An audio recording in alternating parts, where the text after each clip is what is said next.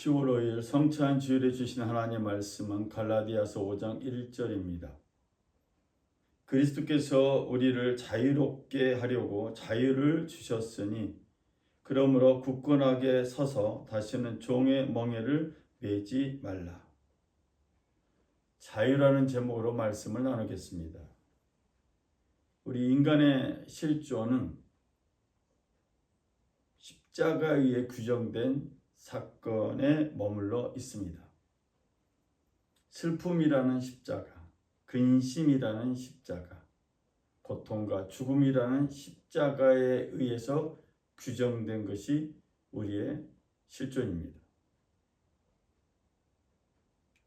누구나 자기만의 삶의 여정이 있습니다. 그 여정에는 고통이 따르기 마련입니다. 자신의 상황의 위태로움 속에서 고통을 겪기도 하고 미래의 불확실함에도 불구하고 그 길을 가야 하는 과정에서 고통을 겪습니다. 그래서 사람들은 십자가를 바라보며 거기서 구원을 찾으려고 하는 것 같습니다. 오늘 우리는 그리스도인으로서 예수 그리스도의 십자가의 죽음에 대한 바른 이해를 통해서 자유를 얻게 될 것입니다. 신약성경 말합니다. 십자가에서 처형된 분은 하나님이 아니라고 말합니다. 십자가에 처형된 분은 예수 그리스도이시지 하나님은 아니라는 것입니다. 이런 이해에 의해서 우리는 예수 십자가를 이해할 때 자유를 얻게 될 것입니다. 오후 3시가 되자 예수께서 큰 소리로 부르짖으셨습니다. 엘리 엘리 라마 사막다니. 이 말은 내 하나님 내 하나님 어째서 나를 버리셨습니까? 라는 뜻입니다. 예수님께서 십자가상에서 외쳤던 말씀입니다. 30세 무렵에 체포되고 고문을 받고 고통을 당하였습니다. 잔혹하고 치욕한 방식으로 십자가에서 처형을 당했습니다. 사람들에게 경멸을 받았고 멸시를 받았고 버림받았습니다. 사람들은 저주받은 자라고 말하기도 했습니다. 어머니에게 가족에게서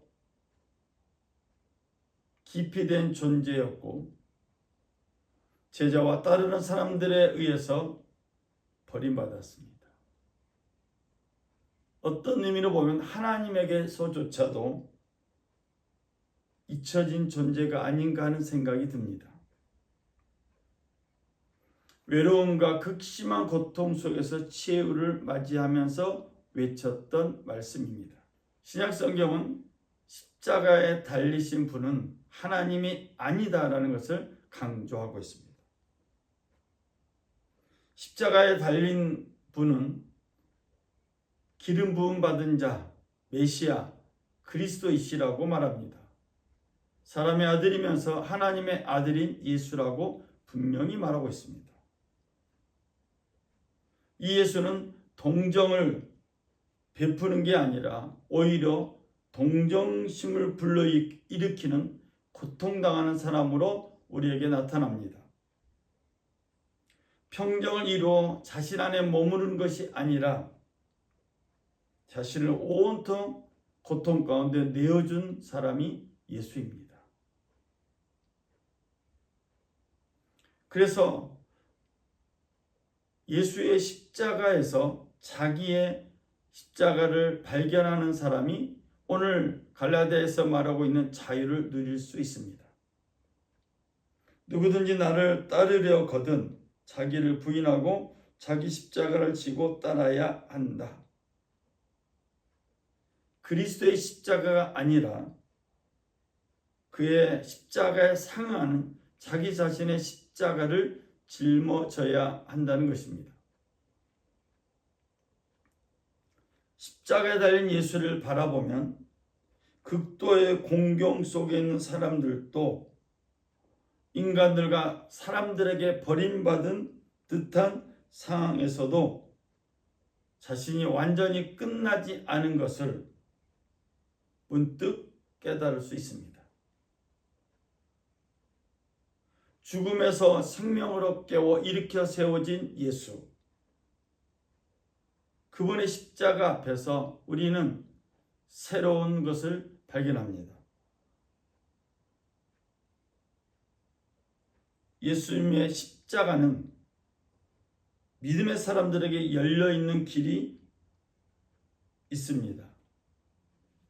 믿음의 사람들에게 열려있는 길은 고통을 스쳐 지나가는 것이 아니라 고통을 뚫고 지나가는 길임을 말합니다.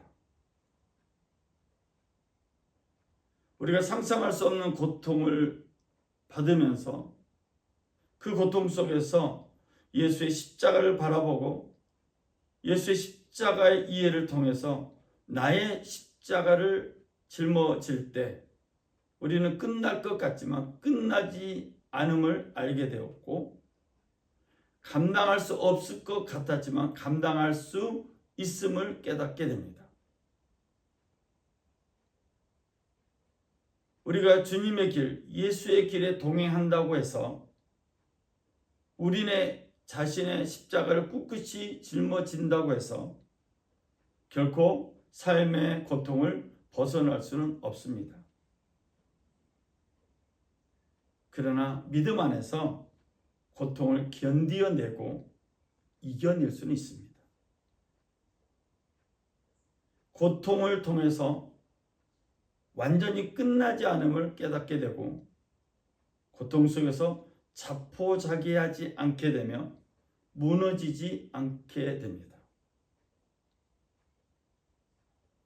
오늘 본문은 이 십자가의 이해를 통해서 자기 십자가를 짊어짐을 통해서 우리가 자유를 누릴 수 있다고 말합니다. 그리스도께서 우리를 해방시켜 주신 것은 자유를 누리게 하기 위함입니다. 그러므로 굳건히 서서 다시는 종의 멍에를 매지 마십시오. 갈라디아에서 자유라는 말은 그리스도의 십자가의 죽음을 암시하고 있습니다. 그리스도의 십자가상의 죽음을 통해서 자유를 강조한 것입니다. 우리는 본질적으로 하나님 아닌 것들의 종노릇하며 살아왔습니다. 나를 지킨다든지 달을 지킨다든지 절기를 지킨다든지 해를 지키는 것, 즉 전통을 고수하며 살아왔습니다. 또 무력하고 천박한 초보적인 것들로 되돌아가 그것들의 종노릇하며 살았습니다. 신령한 것처럼 보이는, 권세 있는 것처럼 보이는 것들, 사람일 수도 있고 제도가 될 수가 있고 또 단체가 될 수가 있고 국가가 될 수가 있고 또 여러 가지 유형적인 것뿐만 아니라 무형적인 것이 될 수 있습니다. 이런 이교도적인 생활에서 벗어나서 자유가 있는 여자의 자녀로 살 것을 강조하고 있습니다. 아브라함에게 두 아들이 있었습니다. 한 사람은 여종에게서 낳고 다른 한 사람은 자유가 있는 여자 본처에게서 낳습니다.